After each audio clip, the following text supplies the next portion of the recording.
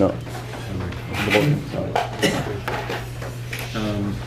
Towards about 3/4 through Hilchos Abchira, so the Rambam mentions very briefly a din about the Kedusha of Eretz Yisrael. It's the Kedusha of Eretz Yisrael, how do you say, vis-a-vis, related to the mitzvahs hatluyas ba'aretz. In other words, there are certain agricultural mitzvahs in Eretz Yisrael. And these agricultural mitzvahs like Shvis, like Truma, like Meiser, it's not automatic that in Eretz Yisrael those mitzvahs, you're obligated to do those mitzvahs. It's a special status that Eretz Yisrael gets when Bnei Yisrael do something like to be Mekadesh Eretz Yisrael. So the Rambam says, he gives first the example, he says, in the times of Yeshua, when Yeshua and the Jewish armies conquered Eretz Yisrael, then, he says, then the mitzvahs, these mitzvahs took effect and they applied. He says there, it's mitam roiv b'nei Yisrael, a language like that. It has to be the Yeshua and his armies were the tzibur. They conquered Eretz Yisrael and then the mitzvahs applied. But he says, but when the Jews went into Golus later on, I don't know if he means the Aseret Shvatim or he means the Churban, then that undid the kibush of Eretz Yisrael, and the laws of, let's say, Shvish, Trumas, and Meiser stopped applying. It's as if the Kedusha disappeared. And then he writes that when Ezra came into Eretz Yisrael with the Jews that Ezra brought back to Eretz Yisrael, it wasn't a lot, so then he didn't have to conquer Eretz Yisrael. He had no armies, he didn't conquer it. But he acquired Eretz Yisrael with something the Rambam calls chazaka. It sounds like it means with Jews living everywhere. It doesn't. That's what it sounds like it means. And he says, and this chazaka that they did re-established the Kedusha of Eretz Yisrael for these dinim, and that Kedusha stays till forever. Till today, it never goes away.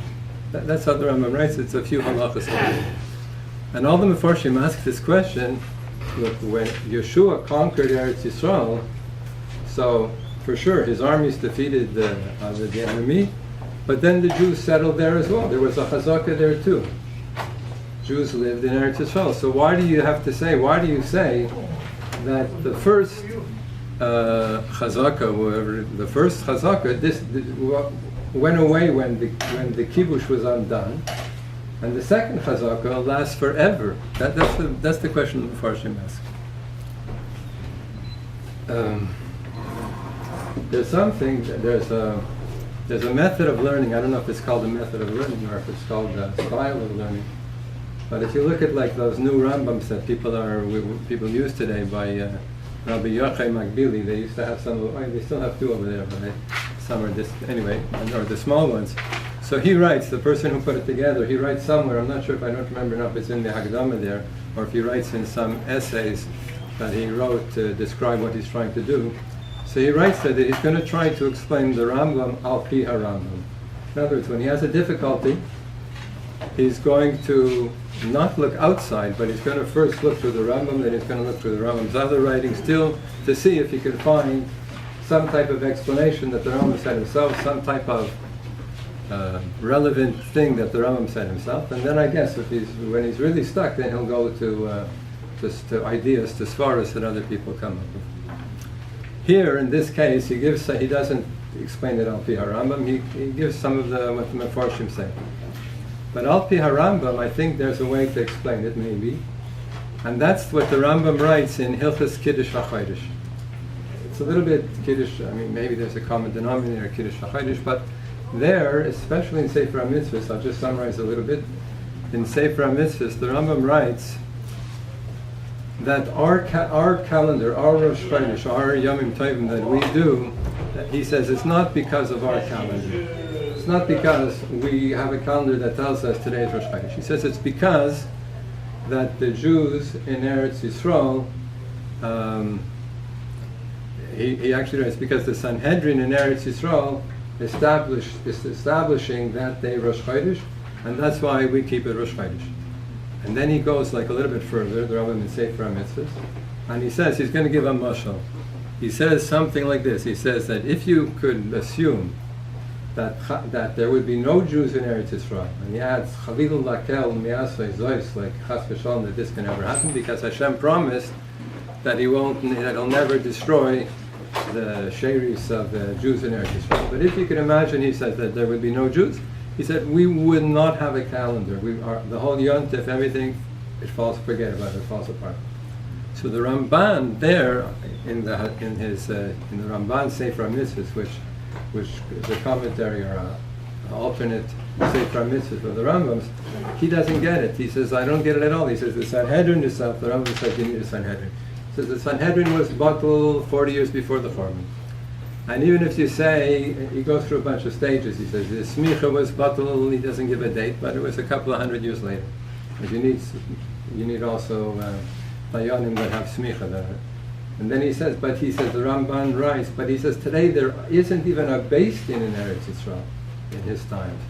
There wasn't enough, there weren't Jews who were capable of making a Beis Din.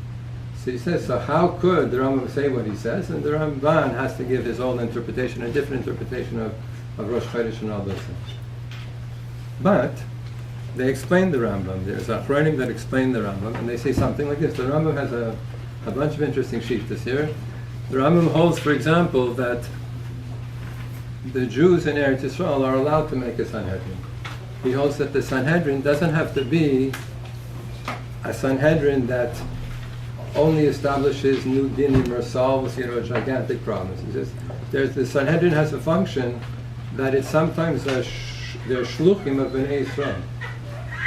So and the Rambam writes in a few places, but in one place in Perish Mishnayos he says it only can work in Eretz Yisrael because only in Eretz Yisrael are the Bnei Yisrael called the Tzibur. Like the Tzibur is only Eretz Yisrael. The Kahal of Kal Yisrael, or the Klal Yisrael, the Tzibur is only in Eretz Yisrael, and they have the ability, the right, or whatever it's called, to appoint a Sanhedrin or to make smicha. There's a whole bunch of things which they can do and only in Eretz Yisrael. And he writes, the Rambam writes in his Perish Mishnayos, that even 10, if you have 10 Jews in Eretz Yisrael, they're the Tzibur. And you don't care how many Jews you have b'chutz la'aretz. You write something like that. So according to this, I'll paraphrase whatever it means, it's something like this, that once the Jews in Eretz Yisrael decide that they say Ya'alav Ya'alav because it's Rosh Chodesh, then they don't even have to appoint the Sanhedrin. The Sanhedrin agrees with them. And then that is, according to the Rambam, what establishes Rosh Chodesh for us. One of the Achronim, leave that. Okay, so that's what it works. But what it comes out means that according to the Rambam, if you have a tzibur in Eretz Yisrael, if you have Jews that are in Eretz Yisrael and are called I guess tzibur is the right word, they're called the tzibur, then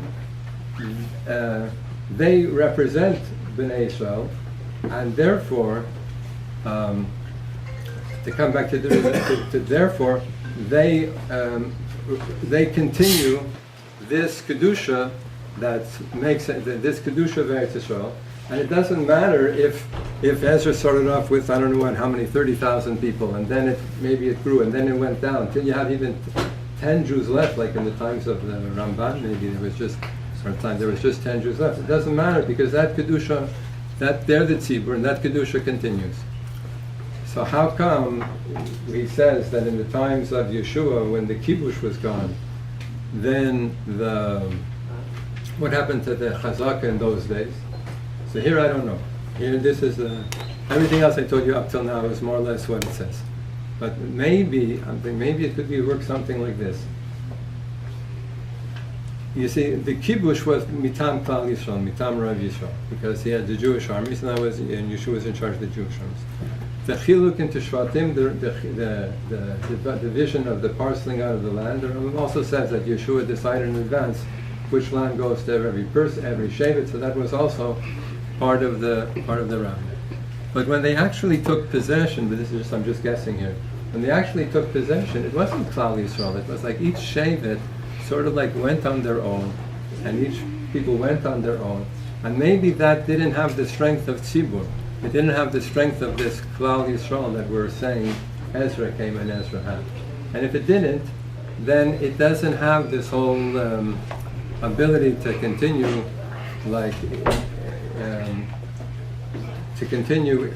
let's say forever, and when the kibush was bottled, so it was the kibush that made the kedusha. It wasn't this chazak at that time. But in the times of Ezra, it was worked already a little bit differently. Then it was the chazaka that made the kibush, and not the chazaka that made the kibush. And that chazaka is what continues till today. That's why it's still holy today, theoretically.